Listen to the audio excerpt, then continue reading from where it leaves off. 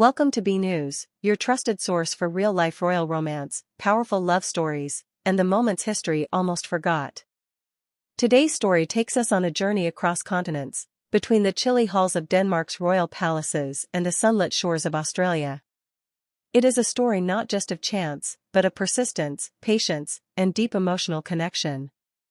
This is the tale of how a Danish prince and an Australian commoner kept their hearts intertwined while separated by thousands of kilometers, time zones, and royal expectations.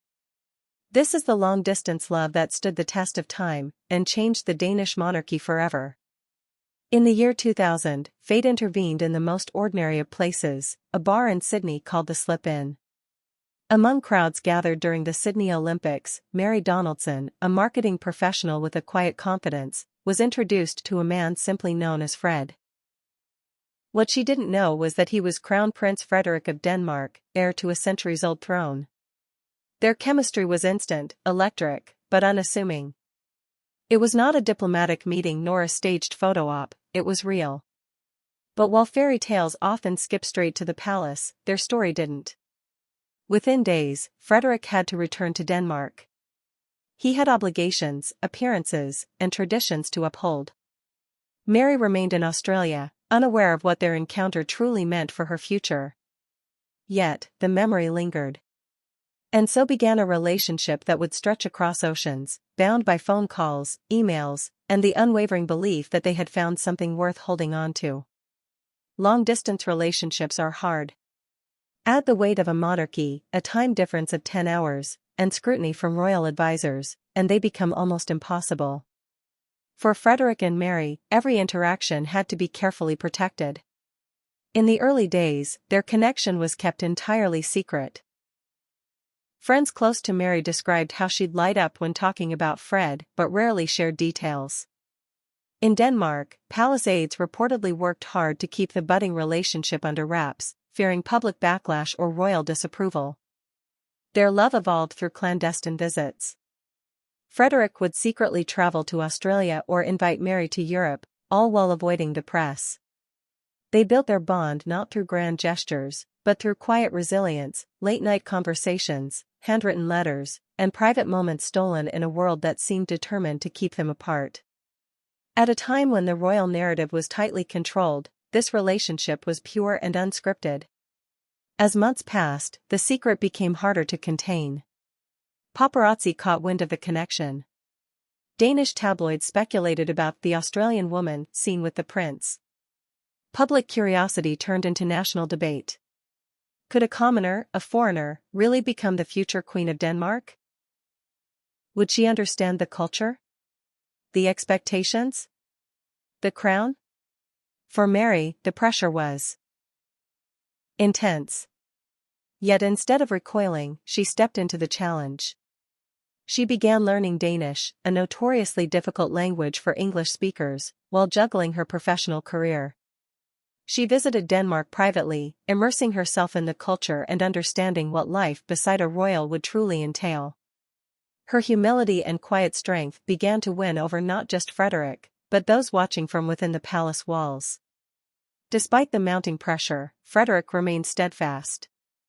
He saw in Mary not just a partner, but an equal. In interviews years later, he described how her sense of humor, warmth, and emotional depth captivated him. She grounded him. She understood him. And most importantly, she supported him, not as a prince, but as a man. The physical distance remained, but emotionally, they grew closer. They had to learn to communicate deeply, to trust one another from afar. Their relationship wasn't built on convenience, it was built on commitment. Each trip, each visit, each late-night call only solidified what they both already knew: this was the real thing. By 2002, the relationship was no longer a secret. Speculation turned into acceptance. While some conservative voices still questioned Mary's place in the royal family, public sentiment was shifting. She was seen not as an outsider, but as someone willing to embrace a new world while remaining true to herself. Her resilience became part of her appeal. She didn't chase the spotlight, it found her because she earned it. In 2003, Frederik proposed. The engagement was formalized with a dazzling ring, an emerald-cut diamond flanked by 2 deep rubies, echoing the red and white of the Danish flag. It wasn't just a symbol of love. It was a symbol of unity, 2 worlds coming together with equal respect and affection. Their wedding in 2004 was a moment of global celebration. Millions watched as the couple exchanged vows, and tears welled in eyes across the world when Frederik, visibly emotional, whispered to Mary at the altar, "You've made me whole." Those words echoed across decades of royal history. Never before had a future king made such a public display of romantic vulnerability. But perhaps what makes their love story even more powerful is that the fairy tale didn't end at the altar. It was only the beginning.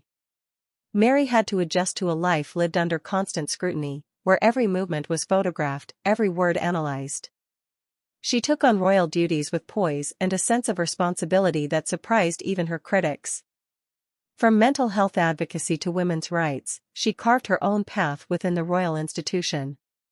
Meanwhile, Frederik stood by her side, not as her protector, but as her partner. Their relationship was never about one saving the other, it was about mutual respect and shared dreams. In public, they became one of the most admired royal couples in Europe. In private, they remained the same people who fell in love through letters, late-night phone calls, and cross-continental longing. They went on to build a family, 4 children, each raised with a mix of royal tradition and grounded humility. Despite the cameras and crowns, they kept a piece of normalcy intact. Their marriage stood not only as a romantic ideal but as a model of what modern monarchy could look like: compassionate, connected, and human. When Queen Margrethe II abdicated in January 2024, and Frederik was crowned King of Denmark, Mary stood beside him not as a woman elevated by title, but as a queen forged by experience, love, and endurance. From distant countries to distant hearts, their journey proved that love does not need perfect conditions, it only needs 2 people willing to fight for it. Their story is a modern epic. It wasn't shaped by ancient dynasties or political arrangements, but by courage, patience, and commitment that defied geography and expectation. They showed the world that love, when nurtured with loyalty and trust, can survive anything, even an ocean. So now we ask you, do you believe that true love can survive distance, duty, and doubt? Let us know in the comments, and don't forget to subscribe to B News for more inspiring royal love stories that remind us what truly matters.